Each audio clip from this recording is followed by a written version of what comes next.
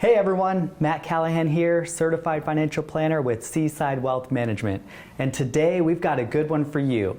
We're diving into a topic that is crucial for anyone that has restricted stock units, or RSUs, and we're looking at strategies to maximize their value.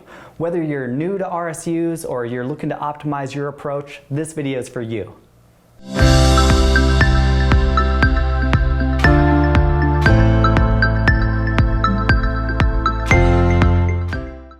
First off, what are RSUs? RSUs are a form of compensation offered by many companies to their employees, and they represent a promise to receive company stock sometime in the future, but they typically come with restrictions like vesting periods. So once RSUs vest, they convert into actual shares of company stock. Now let's discuss 4 effective strategies for managing your RSUs. Number 1, diversification. One common strategy is to diversify your holdings. When RSUs vest, you receive shares of your company's stock, and to manage risk, you should consider selling some of these shares and diversifying in your portfolio. This helps protect against the risk of your financial well-being being too closely tied to your employer's performance. Remember, once the stock vests, then you are taxed at ordinary income whether you sell or not, so this is a very tax-efficient way to diversify your holdings. Number 2, tax planning. RSUs can have huge tax consequences. Understanding when you'll incur the taxes, typically at vesting, and planning accordingly is crucial.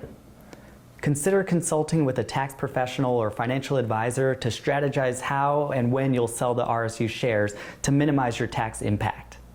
If you choose to keep the shares of stock, you'll want to be aware that these can be taxed at capital gains, either short-term or long-term. And this can range from anywhere from 0% all the way up to 37%, so be extremely careful. Number 3, long-term goals. Align your RSU strategy with your long-term financial goals. If you believe your company has room for growth, holding on to some RSUs for the long term can be beneficial. Conversely, if you prefer more liquidity or diversification, selling some of those RSUs upon vesting might be a better option. I would consider keeping this number less than 10% of your overall portfolio, and maybe it makes sense to put together what-if scenarios to see if those RSUs go to 0 to make sure that your financial plan and goals are still on track. And number 4, market conditions. Pay attention to the market conditions when you decide to sell your RSU shares.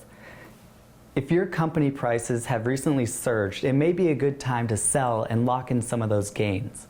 On the other hand, if you believe the stock has room to grow, holding on to the RSU shares could lead to greater future returns. You may also use down markets to take advantage of some tax loss harvesting so you can use those in the future to offset gains.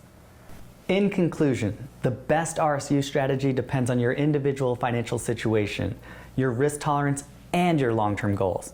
Diversification, tax planning, considering market conditions, and aligning with your overall financial plan are key elements to consider to make sure you stay on track to accomplish your goals.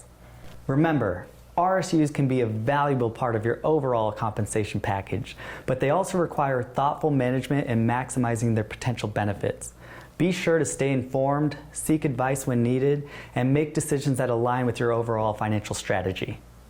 Thanks for hanging out and watching today. If you like videos like this, we upload on a weekly basis, so be sure to like and subscribe. But additionally, if you have any RSUs that are vesting or want to continue strategizing on your own plan, be sure to use the link below, give me a call, and we'll help you out. Look forward to talking to you. Happy tax planning.